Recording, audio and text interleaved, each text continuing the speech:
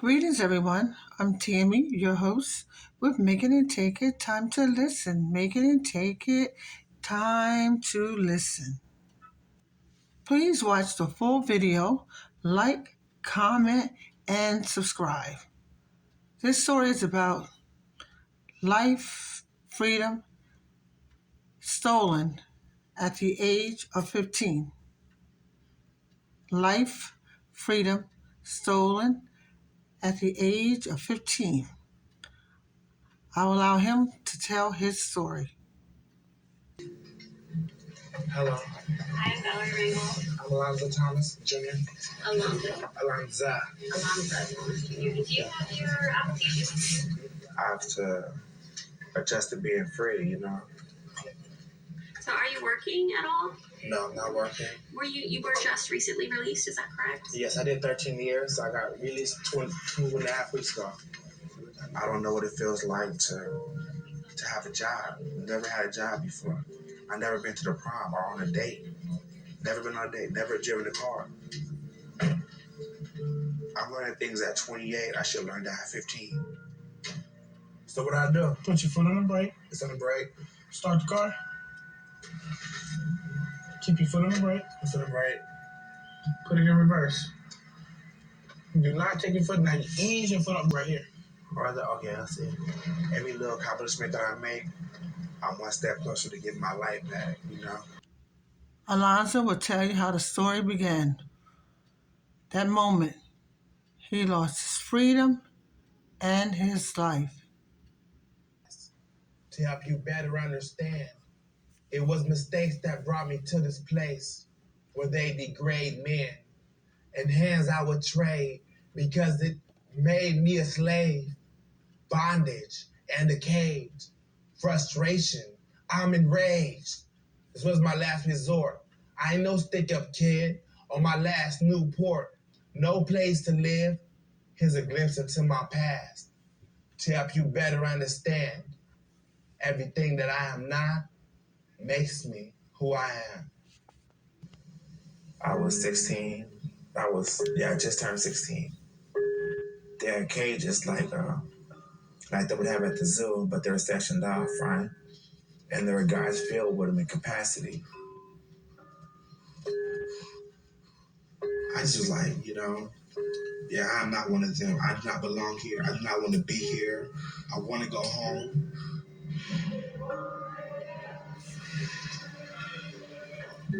I have 13 years. I don't know if I could do it. I don't know if I could wake up every day, look at the same wall every day. Like about 6 months in, I gave up. I'm not scared to admit I can't handle prison. I'm not that strong.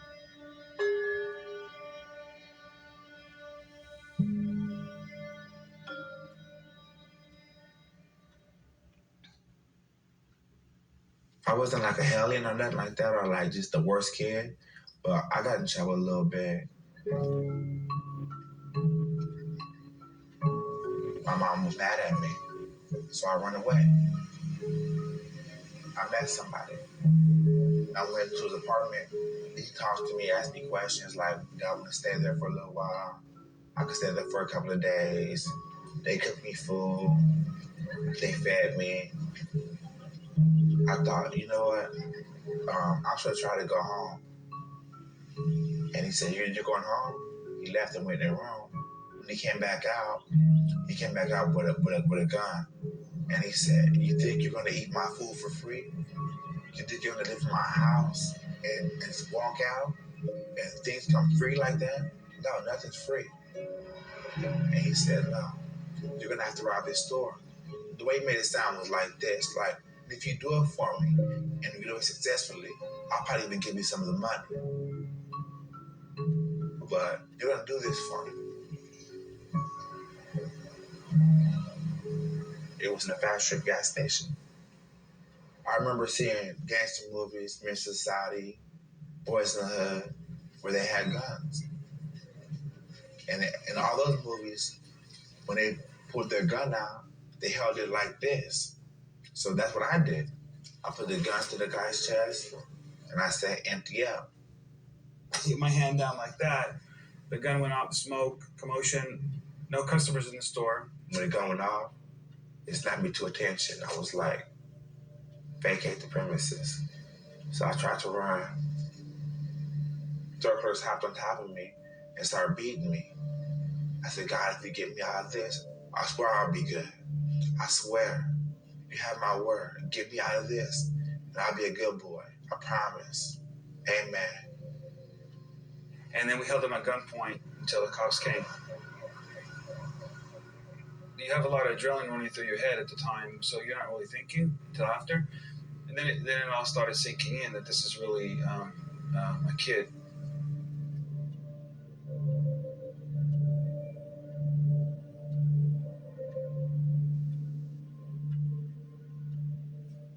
Alarming news reports describing teens as time bombs and super predators have heightened. Youth is no excuse for committing murder, robbery, rape, home invasions, or for terrorizing. But is it okay to put the youth in with grown men who've been there for a long time? The children, they weren't wrong. I'm not justifying what they did, but to place them in there with grown men, they were just like savages, in my opinion. Predators were juveniles, and they were being referred to a system that was created to handle bad boys. We were walking around basically unarmed in terms of our penal statutes when it came to juveniles, and that is why Proposition 21 came about. In California, a zero-tolerance youth crime initiative is on the March 7th ballot. Opponents say the measure would sweep more youth into the criminal justice system in a state that already locks up more kids per capita than any other. The first minor tried as an adult under Prop 21 in Kern County. Was Alonzo a juvenile super predator? Absolutely not. Absolutely not. It surprised me why the prosecutor would file in adult court because the robbery was botched. And it was botched because he's a 15-year-old youngster. Many minors are impacted by adults. They're impacted and influenced to do things they wouldn't ordinarily do, and that needs to be taken into consideration. When you're 14, 15 years old, even if you commit a serious or violent felony, the potential is great for rehabilitation.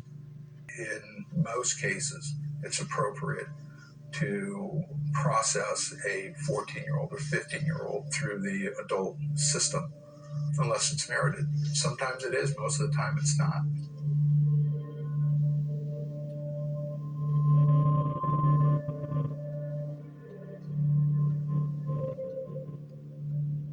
He did the crime, and he had to be held accountable. But to be tried as an adult, you have this young man that didn't have one blemish on his record, sent away as an adult, tried as an adult. Why? If I would have been more brave or a little bit more determined to not go into that store, maybe I could have did something different, you know? But I was just so scared. I thought I had no other choice. It would be inconceivable for us and for most prosecutors in California not to direct file in Superior Court robbery with the use of a firearm. That particular crime is the most dangerous crime that there is absent. They dropped 2 counts of armed robbery, and they charged me with 1 count of armed robbery, second-degree robbery. So altogether, they gave me 13 years. I remember looking at him, and he looked so innocent. And I hugged him, and I kissed him, and I said, I love you. And they walked him out.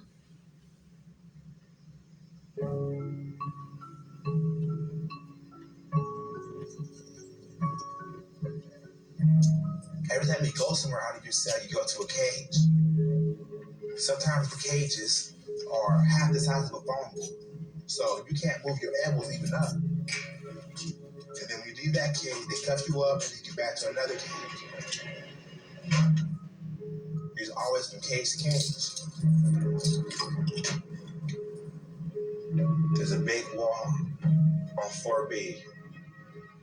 When I got there and I saw that wall, it was like, just me against this wall, you know? I don't know if I could do it.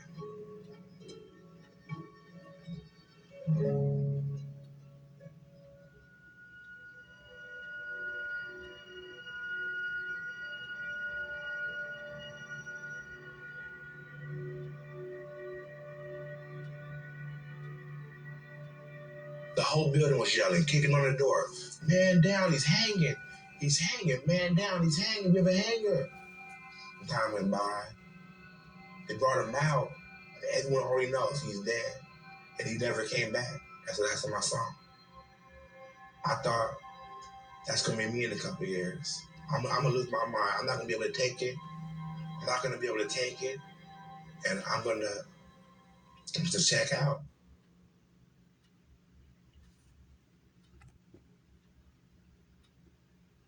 I am writing concerned about my future here in CDCR and my life in general. I'm not trying to be funny, but I feel I'm Humpty Dumpty. I guess you could say I had a big fall.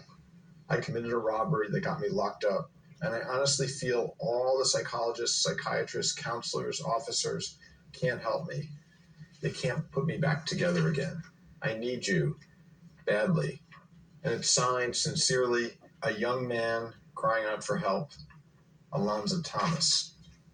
The idea of a 16-year-old going to a California men's prison is beyond my comprehension.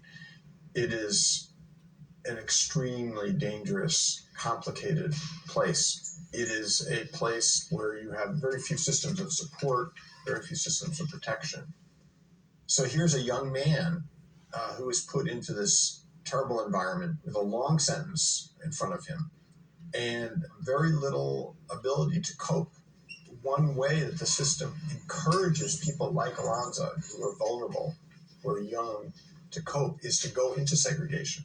They literally encourage you to go into solitary confinement for protection. And once you're in segregation, things just spiral out of control.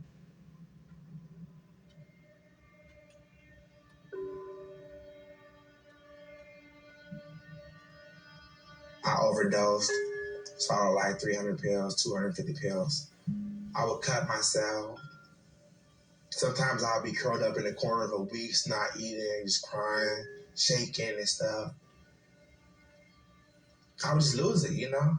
I would just lose it. I would just sit down and just talk to people like they were sitting right there with me. I would have full conversation. I would answer their questions and I'll answer my questions. But I'll have full conversations, you know? It might sound crazy, but whatever works. Being in the room for 23 hours a day is crazy. How was it seeing him? It was awful. Shackles on his hands and feet. He was in isolation for so long he didn't have a color. He was gray. What did I do? I smiled. I'm glad I was able to make it this weekend. How are you doing? He smiled as well. And we talked. And we ignored the obvious. What happens is when you send them to state a prison, an entirely different person. 33, close the door. 44, close the door. We should think about what we are doing to our young people, even if they have committed a violent or serious felony at the age of 14, 15, what we're doing to them by sending them to an adult prison like this county did to Alonzo Thomas. He was punished. He was taken off the streets during the time period when he was most likely to commit another crime. You can't afford to spend an inordinate amount of time feeling sorry for people, no matter how young, who are willing to commit crimes.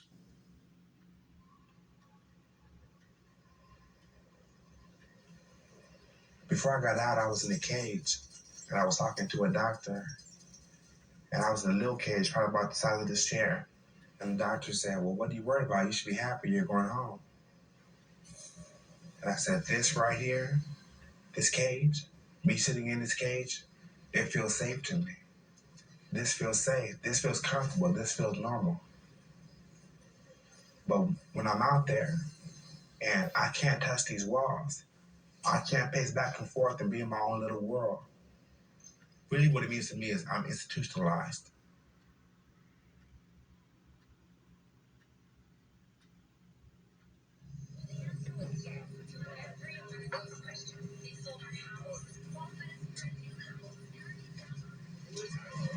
What house is it? This is not a house. This is a house. There's that one over there. After 13 years, it was over, you know? Everybody's there. For 13 years, it was over. Alonzo had served the full 13 years for botched robbery. Again, I'm not justifying it, but it just seems like he was made an example of. So sad. How long will he survive being out? He went in at 15, sentenced at 16 for 13 years. His freedom in his life was taken away, all because of wrong choice he made. He started out being angry with his mom. Then he was pressured into doing something that he never did before. And boy, was there a price to pay. We got to get our kids back on the right track. Because there's vultures out there just waiting for them to make a mistake. What are we going to do about it? Can't just keep talking about it. Action speaks louder than words. Call your Congress. You know, these political officials, got to put them to use. Let them back up what they say, as well as guiding our children in the right direction. Providing people in their life that will assist with guiding them in the right direction. Something for you to think about. But don't forget to like, please comment, subscribe, and hit that notification button. Subscribe. And you know what? Thank you for making it take it time to listen. Making it take it time to listen. Thank you for tuning in.